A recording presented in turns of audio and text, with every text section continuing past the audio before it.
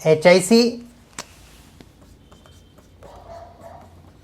में हम क्या समझने वाले हैं? HIC-5 जो है बेसिकली वो बात कर रहा है आपकी HAI की। अब HAI का फुल फॉर्म कई लोग पुराना वाला बताते हैं, हॉस्पिटल एक्वायर्ड इन्फेक्शन। क्यों बताते हैं? क्योंकि नई गाइडलाइन पढ़ते नहीं, इसलिए आपको लेटेस्ट गाइडलाइन पढ़ने की ज़रूरत है। तो लेटेस्ट गाइडलाइन के हिसाब से इसका फुल फॉर्म है हेल्थ केयर एसोसिएटेड इन्फेक्शन।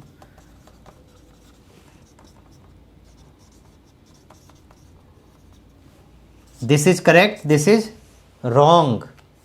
ये गलत वैसे नहीं है, लेकिन पहले का था। जब कोई चीज़ पहले की थी, थ्योरी चेंज हो गई, प्रोटोकॉल चेंज हो गई, तो गलत हो गया ना। जैसे मैं अगर BMW की गाइडलाइन की बात करूं, बायोमेडिकल वेस्ट की, अगर आप नीडल्स को ब्लू कलर वाले डस्टबिन में डाल रहे हैं तो क्या ये गलत है?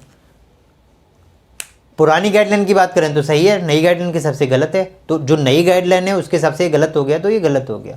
तो इट मीन्स नीडल को हमको पंक्चर प्रूफ वाइट कंटेनर में ही डालना पड़ेगा। ऐसे ही आपको HAIs को हेल्थ केयर एसोसिएटेड इन्फेक्शंस ही बोलना पड़ेगा। ये क्लियर है? तो मेनली जो HAIs होता है उसका सोर्स क्या होता है उस बारे में इसमें बात की गई है कि आप उसके लिए क्या क्या चीज़ों का ध्यान रखेंगे। तो समझिए, यहाँ पर बात की गई है ट्रांसमिशन बेस्ड प्रिकॉशंस की। Transmission based precautions. अब अगर आपको पहले की क्लास याद हो, जब स्टार्टिंग में मैंने आपको बात की थी HIC में, स्टैंडर्ड प्रिकॉशंस याद है वर्ड?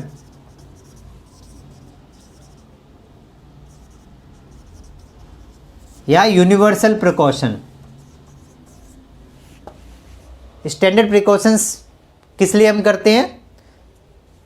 जनरली जहां पर भी हमको ब्लड बॉडी फ्लूइड का एक्सपोजर है उसको हमको इन्फेक्टेड ही समझना है। HIV पॉजिटिव हो सकता है पेशेंट, ऐसा समझ के हमको मेजर्स लेने हैं इन्फेक्शन कंट्रोल करने के लिए। अपना जो भी हम अटायर कोड है वो पहनना है, वो चीज़ों का ध्यान रखना है। इसका सेकंड जो टायर है, मतलब सेकंड लेवल जो है, वो ट्रांसमिशन बेस्ड प्रिकॉशंस कहलाता है। जो स्टैंडर्ड प्रिकॉशंस का जो नेक्स्ट लेवल है वो इस ट्रांसमिशन बेस्ड प्रिकॉशन कहलाता है।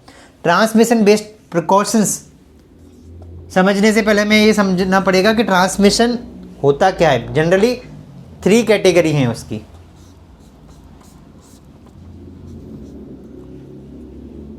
Contact transmission. तो जब हमें ये पता लग जाएगा कि ट्रांसमिशन कैसे कैसे होता है तो हम उसको प्रिकॉशंस भी उसके लिए ले सकते हैं। सो कॉन्टैक्ट ट्रांसमिशन का मतलब क्या है? कॉन्टैक्ट ट्रांसमिशन का मतलब ये है disease spread by direct contact और इनडायरेक्ट। क्लियर है? दूसरा, कोई भी बीमारी फैल गई किसी के टच में आने से, डायरेक्ट टच में आने से या डायरेक्ट टच में ना आने से भी, कोई चीज़ को उसको टच करने के बाद ट्रांसमिशन हो गया। दूसरा है आपका ड्रॉपलेट ट्रांसमिशन। ड्रॉपलेट ट्रांसमिशन का मतलब है disease spread by large particles in the air. Clear? जिसको हम ड्रॉपलेट इन्फेक्शन भी बोलते हैं। थर्ड है आपका airborne transmission. Disease spread by small particles in the air. तो जब एयर में लार्ज पार्टिकल्स हैं तो उसको ड्रॉपलेट ट्रांसमिशन बोलते हैं हम, या ड्रॉपलेट इन्फेक्शन बोलते हैं। एयरबोर्न इन्फेक्शन या एयरबोर्न ट्रांसमिशन हम बोलते हैं जब small particles in the air उसकी वजह से डिजीज स्प्रेड होती है। तो आपको समझ में आ गया। डिजीज को स्प्रेड करने के लिए, ट्रांसमिट करने के लिए 3 पैरामीटर्स हैं, मेनली 3 माध्यम है, मीडियम है। या तो वो कांटेक्ट होगा डायरेक्ट या इनडायरेक्ट। जैसे मैंने डायरेक्ट ही पेशेंट के साथ में हाथ मिलाया, उसके साथ बात की, उसके साथ में सोया, या उसके कपड़े यूज कर लिए, इनडायरेक्ट हो गया। ड्रॉपलेट है, मैंने छींक दिया, अच्छी खांसी कर दी, किसी को दूसरे को इन्फेक्शन स्प्रेड हो गया। एयरबोर्न है, ना छींका ना खांसा, एयर में ही इन्फेक्शन था, प्रॉब्लम था, उस एरिया में ही इन्फेक्टेड थी किसी वजह से, तो उसकी वजह से इन्फेक्शन ट्रांसमिट हो गया, दूसरे को चला गया। तो ट्रांसमिशन समझ में आ गया। अब ट्रांसमिशन समझ में आ गया तो हमें उसको प्रिकॉशंस लेना है। तो प्रिकॉशंस की हम यहाँ पर जो बात करते हैं HAIs में, वो मेनली हम बात करते हैं 4 चीज़ों के लिए। वो 4 चीज़ें क्या हैं?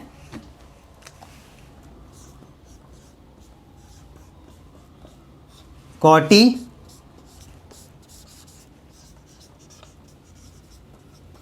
क्लेप्सी,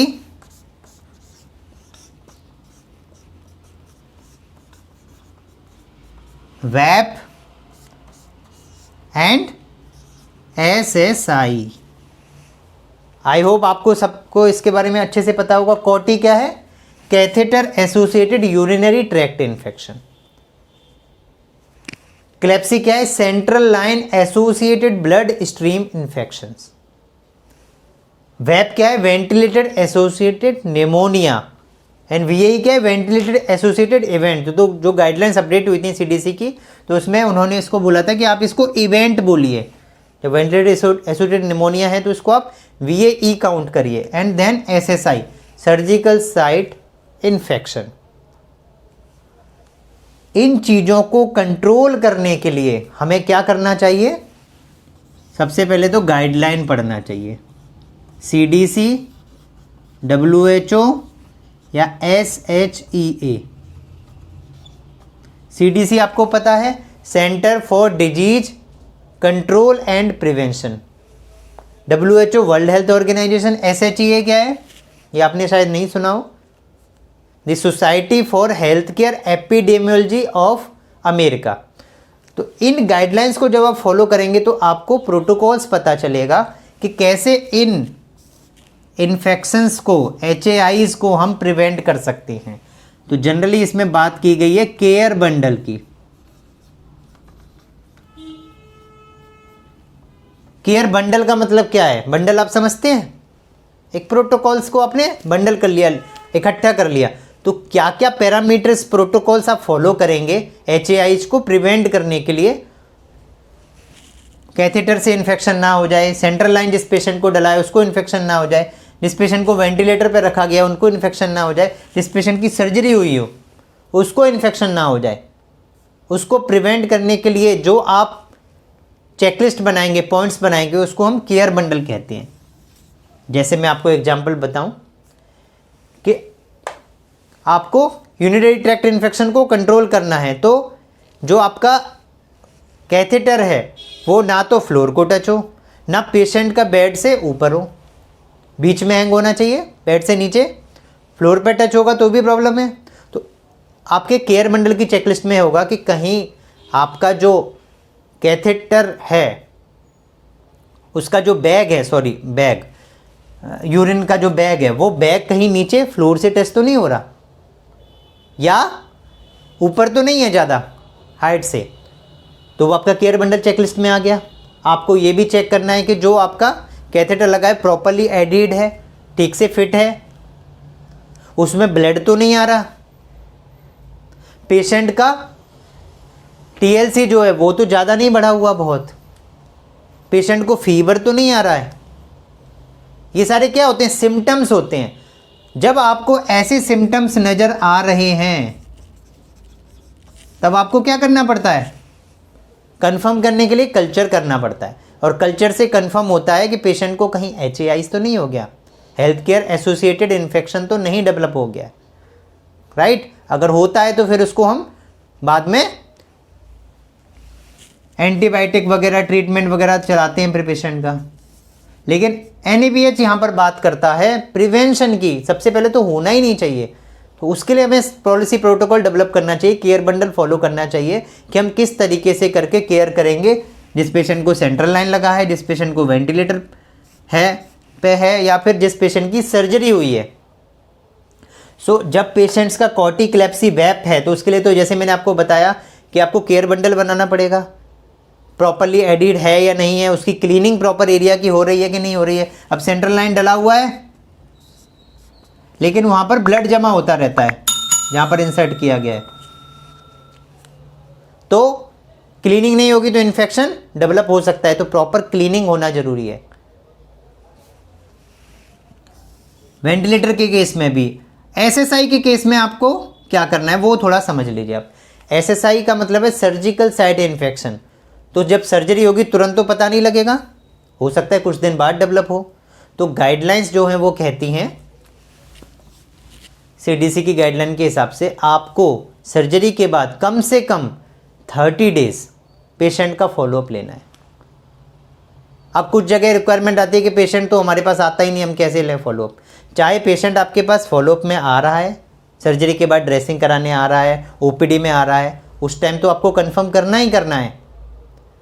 नहीं भी आ रहा है उस केस में भी आपको फॉलोअप लेना है, पेशेंट से फ़ोन करके कंफर्म करना है, पूछना है कहीं कोई पस तो डेवलप नहीं हो रही, ज़्यादा रेडनेस तो नहीं हो रही, पेन तो नहीं हो रहा है सिर में, टेंडरनेस तो नहीं है।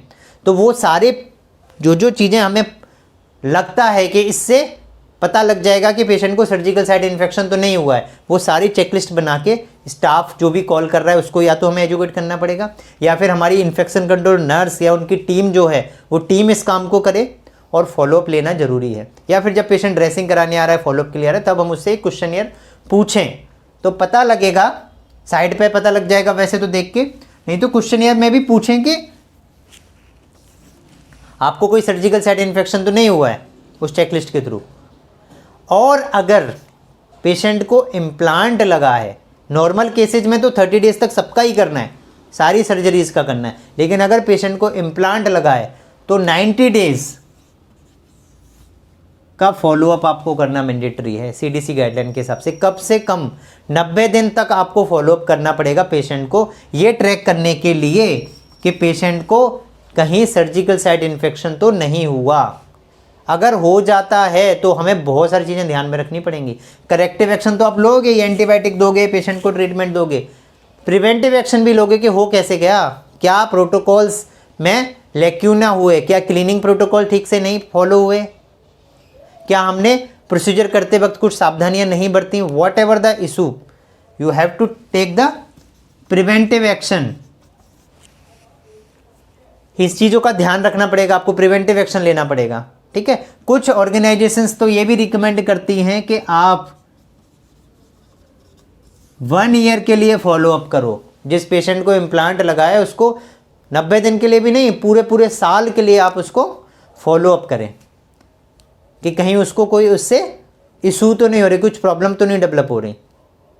क्लियर है। तो इसलिए आपको सबसे पहले तो एजुकेट करना पड़ेगा स्टाफ को कि केयर बंडल क्या है, कॉटी, क्लेप्सी, वेप, एसएसआई में किस टाइप से करके पेशेंट्स को चेक करना है। आईसीएन भी जाके उसको क्रॉस वेरीफाई करे, क्रॉस चेक करे कि स्टाफ प्रोटोकॉल्स फॉलो कर रहा है या नहीं कर रहा है। जैसे कैथेटर लगाया, क्या उस पर डेट डला हुआ है, टाइम लिखा हुआ है। सो डेट टाइम उस पर मेंशन होना चाहिए। इवन आप कैन्यूला भी लगाते हैं उस पर भी डेट एंड टाइम होना चाहिए। फ्लेबाइटिस अगर पेशेंट को हो रहा है तो पता तो लग जाएगा कि कितने दिन से कैन्यूला लगा हुआ है। कहीं हमारी जो पॉलिसी है कि इतने दिन के बाद हमें कैन्यूला चेंज करना है, वो तो नहीं ब्रीच है, कहीं पॉलिसी तो नहीं ठीक से फॉलो हो रही। पॉलिसी फॉलो ठीक से हो रही है तो प्रॉब्लम नहीं होना चाहिए, और अगर उसके बाद भी प्रॉब्लम हो रही है तो पॉलिसी में अपडेट करने की ज़रूरत है, प्रोटोकॉल में अपडेट करने की ज़रूरत है। क्लियर है। सो डेट, टाइम, सिम्टम्स क्या होते हैं। अब मान लीजिए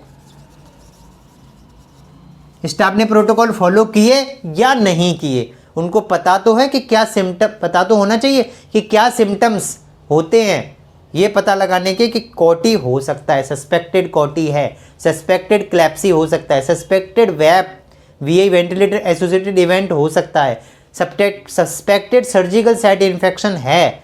कैसे पता लगेगा जब तक आप स्टाफ को एजुकेट नहीं करेंगे। तो सिम्टम्स जैसे मैंने आपको भी बताए, फीवर है, टीएलसी है, सर्जिकल साइट इन्फेक्शन के केस में आपका पस फॉर्मेशन हो रहा है एरिया में, टेंडरनेस है, मेजर इचिंगनेस है, बहुत ज़्यादा हो रहा है।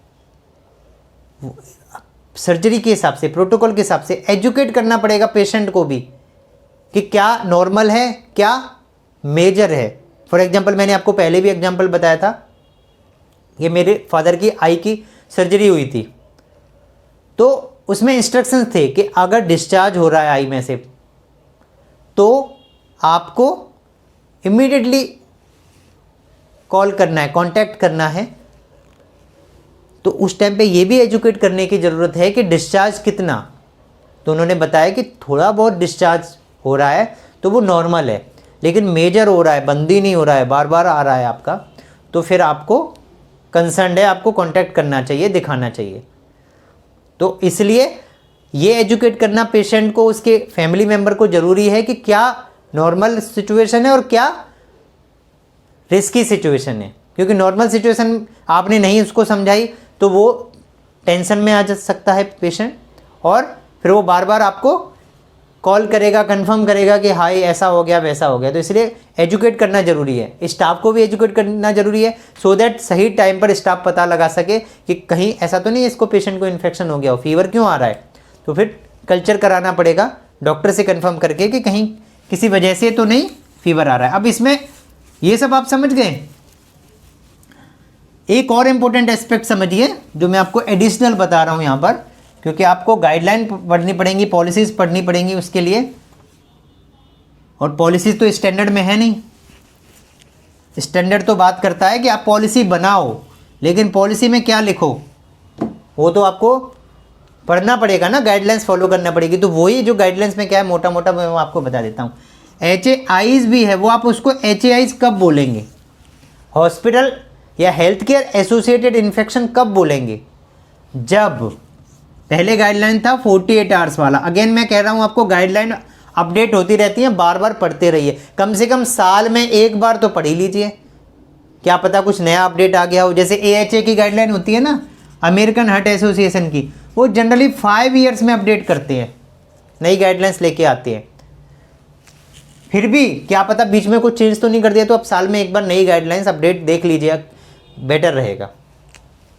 नाउ पहले था 48 आवर्स का कि अगर कोई भी पेशेंट आपके पास जो आया एडमिट हुआ, वो पेशेंट को अगर catheter associated urinary tract infection या जो भी मैंने बताया आपको कॉर्टिकलेप्सी वेप SSI डेवलप हुआ है, HAIs डेवलप हुआ है 48 आवर्स के बाद,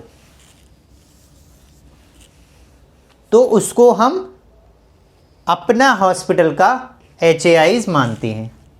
ये पहले था, लेकिन नई गाइडलाइन क्या आ गई, 2 डेज।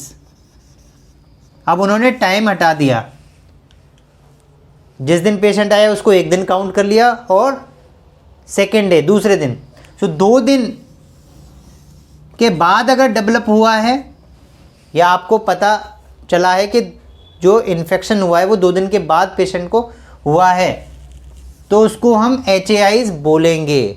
अगर वही HAIs hospital health care associated infection, हम उसको HAI नहीं बोलेंगे, केवल इन्फेक्शन बोलेंगे, या आउटसाइड इन्फेक्शन बोलेंगे। कब, जब वो 2 डेज से पहले हुआ है। Got the point. So simply इसको समझ लीजिए, जो आपका डेटा काउंट करेंगे, आप कैलकुलेट करेंगे, इवन जो हम अगले चैप्टर में बात करेंगे क्वालिटी इंडिकेटर्स की, कि आपका HAIs का डेटा क्या कवर होगा क्या कवर नहीं होगा, ये जानना बहुत ज़रूरी है, नहीं तो गलत इंडिकेटर दे देते हैं कई बार। क्वालिटी मैनेजर ने कहा हाँ जी इन्फेक्शन कितने हुए हैं, क्वार्टी कितने हुए हैं, स्टाफ ने डेटा दे दिया हाँ जी 4 हुए हैं, ये तो कंफर्म कर लो कि वो 4 आपके ही हॉस्पिटल में हुए हैं, बाहर से पेशेंट आए थे इन्फेक्शन लेके। क्लियर है। वो कैसे कंफर्म करेंगे, गाइडलाइंस पढ़ के, प्रोटोकॉल्स क्या कह रहे हैं।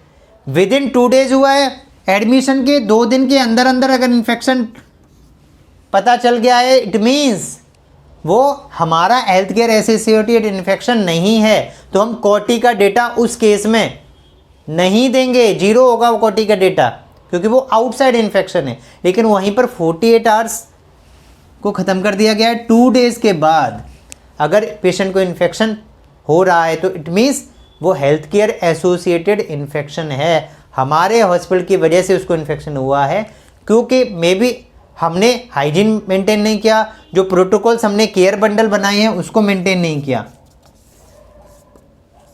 तो इसीलिए CDC या WHO या SHEA की गाइडलाइंस रिकमेंडेड हैं, NABH ने रिकमेंड किए हैं, आप उन गाइडलाइंस को पढ़ें, उसके बेसिस पे आपका हेल्थ केयर एसोसिएटेड इन्फेक्शंस को आप कैसे प्रिवेंट करेंगे, कैसे कंट्रोल करेंगे, उसके ऊपर आप पॉलिसी डेवलप करिए, उसके ऊपर पॉलिसी बनाइए।